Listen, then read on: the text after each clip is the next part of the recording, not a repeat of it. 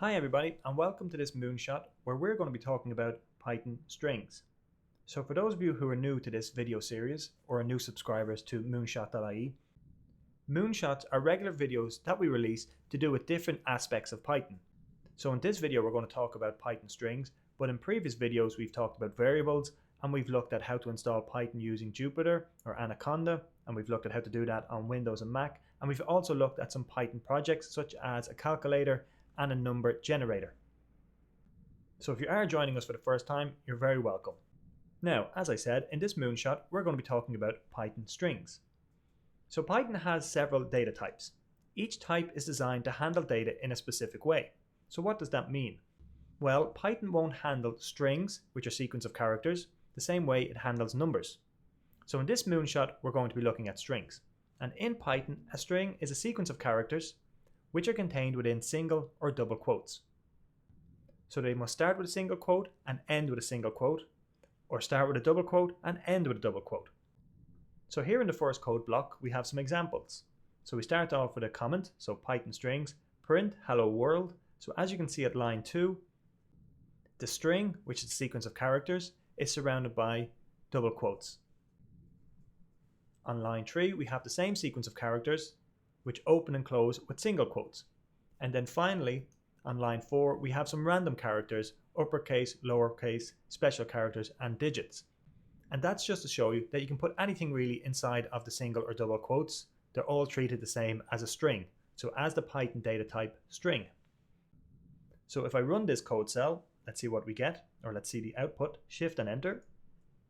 There we go. So as you can see, no matter whether we're using single or double quotes, the output is the same. This flexibility allows us to write strings that use quotes and apostrophes within them. Let's take a look at what I mean. Let me scroll up a little bit just to make this the center. So here at line 2, print the string, I told my boss I will be late to work tomorrow. So let me just add in there B. I will be late to work tomorrow. So as you can see, we open our string with a double quote, but inside our quote, or inside our string, we have a single quote, closing single quote, and a double quote. So you can see the pattern. Open and close your string with the same quote type, and then if you want to include a quote within a string, you have to use double quotes. So if you want to use a quote like I do here, within a string, your string has to open and close with double quotes. Let's have a look at the example at line 5. We print, my friend's car broke down on the way to work. So again, opening with double quotes, closing with double quotes. And here after the D in friend, we have apostrophe S. My friend's car broke down. And then finally at line 8, I don't like my job. Now, this string here at line 8 opens and closes with single quotes, but don't is not right. There should be an apostrophe here, so let me enter that in. As you can see, instantly the text changes. If I run this cell, okay, we get an error, a syntax error, and that's because opening and closing with single quotes, you cannot have a single quote inside the string. So let's just take a look. If I change this to a double quote, and then I change the end to a double quote, this cell should now run. There we go, I don't like my job. There is another way that we can include apostrophe within single quotes, and let me show you that here. So let me remove these double quotes. And the way to do it is to use the escape character. So before the apostrophe here, put in backslash. Now let me just single quote here, and at the end of this line, single quote. So as you can see, all we have here now is single quotes, but our apostrophe is escaped with the backslash. So in Python, the escape character is backslash. And that means whatever comes after the backslash, Python will treat as an apostrophe or whatever it is that you're trying to do at that time. Let me hit shift and enter. There we go, our output is the same. So a very brief introduction to strings. What else can we do with strings? Well, let's take a look. In this example, let's discuss the title method. A method is an action that Python can perform on a piece of data. So in this example, the title method performs the action of changing the first lowercase character of each word in the variable name to uppercase. So let's take a look. Here, At line 2 in the code block, I have a variable called name, and I've assigned to that variable the value Tony Staunton. Let me output this. Tony Staunton. So as you can see, I have T and S here in uppercase. Now, on the next example here, at line 2 in this code block, let me lowercase the S and the T. There we go. So again, we have the variable name equals, or the value assigned to the name variable is Tony Staunton. And then on the next line, we're printing out that variable, but after the variable name, we've appended period or full stop title brackets. Let's run this. And as you can see, the T and the S in my name have been uppercased. So the dot or the period joining the variable name and the method together tells Python to make the title method perform its action on the variable name. In Python, every method is followed by a set of parentheses.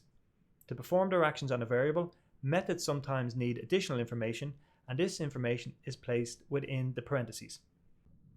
The title method doesn't need any additional information to do its job, so the parentheses in this example are empty. Let's look at another example, the upper method.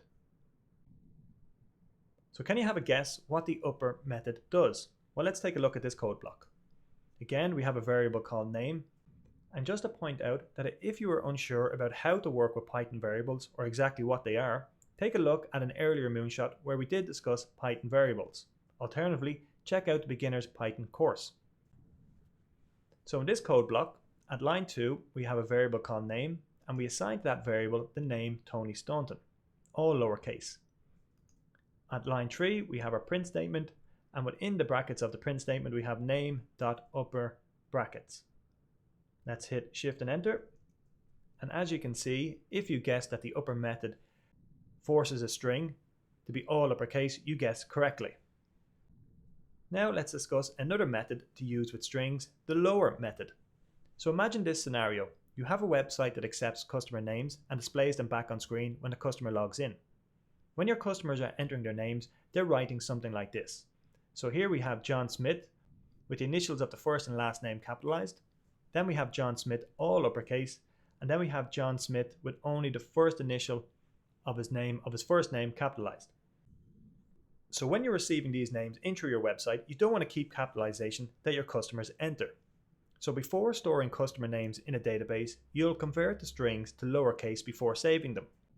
In other words, you'll cleanse them. Let's take a look at how we do that.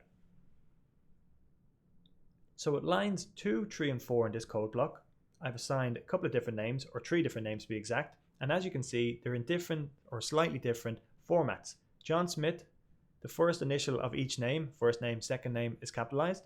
Jane Jones, all letters are capitalized, and Tony Staunton, only the first initial of my first name is capitalized. Then down here, I'm printing out those variables, name 1, 2, 3, and I've appended the lower method. Hit Shift and Enter. And there we go. The output is all nicely cleansed or cleaned lowercase names, ready to be stored in a database. And what this means as well is that when your customers log back into your website, you can present their names on screen in a clean way. So you could then take these clean names and capitalize them whatever way you want. And how would you do that? Let's take a look here at this code block. Shift and Enter. There we go. Again, nicely cleansed or nicely clean. The first letter of each name, first name, last name, is capitalized. Nice and clean, ready to be presented on your website. Now, as I said, in a previous moonshot, we looked at Python variables. Let's discuss now how to use variables in strings. So there will be times, and lots of them, when you'll want to use a variable's value inside of a string. Staying with the customer application above, you may want to collect a customer's name as a first and last name. That way, when you send out your amazing email updates, you can say something like, "Hey Tony," instead of "Hey Tony Staunton." Later on, if you wanted, you can combine the first name, last name values to display the customer's full name. So let's have a look at how we might do that. So in this code block, at line 2, we have a variable called first_name, and to that variable is assigned a value Tony, and that value is a string, just to be clear. Then at line 3, we have the variable last_name, and we assign to that variable the string Staunton. Next, we create a new variable called full_name, and to that variable we're assigning the variable first name, the variable last name. But as you can see here, we've preceded that with the letter F and surrounded the both variables in double quotes. Finally, at line 5, we print full name. Hit Shift and Enter. Full name, all lowercase. So as you can see in this code example, to insert a variable's value into a string, you place the letter F immediately before the opening quotation mark. You then place curly braces around the name of any variable you want to use in the string. In this example, that's first_name and last_name. When you run your code, Python will replace each variable with its value and then display it. These are called F strings. The F stands for format, as Python formats a string by replacing the name of any variable in curly braces with its value. F strings were introduced in Python 3.6, so relatively recently, so if you're using a version of Python lower than that, you'll need to use format bracket method to display strings. For more information, check out the Python documentation or the beginner's Python course. Now, what's our next code example? Let's use the title method with F strings. So print F welcome back, first name.title, as you can see, surrounded by curly brackets. Let's hit Shift and Enter. There we go. We've now inserted a string with the title method on it into a sentence. And obviously the variable first name is coming from our variables up here. In this example, we've combined the variable first name with the title method. We've also used this combination in a full sentence, welcoming our customer back. We can even assign this welcome message to a variable. And how would we do that? Welcome message equals, then we have the string welcome back, and then we insert the variable. Next, we print out the variable welcome message. Hit Shift and Enter. So imagine for a moment the power of this little piece of code. Your application could have hundreds of messages, and all you have to do to display them is a print statement with the variable name.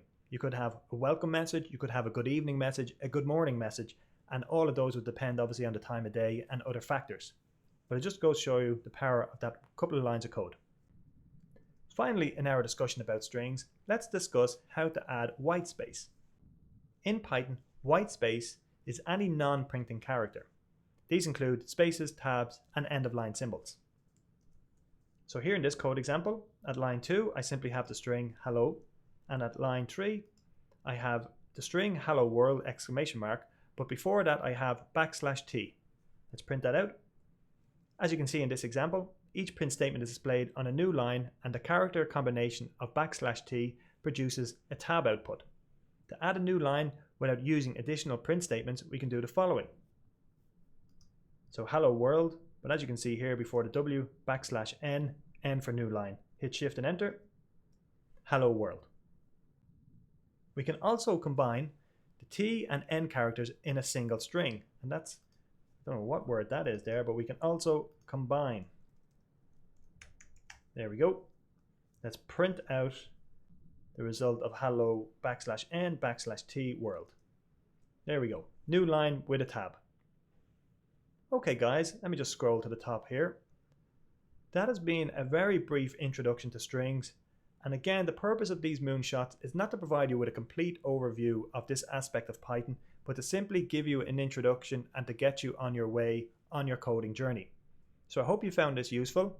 If you'd like more information, please do reach out, watch the other moonshots, or indeed consider taking my beginner's Python course. Thanks for listening, and I'll see you in the next moonshot.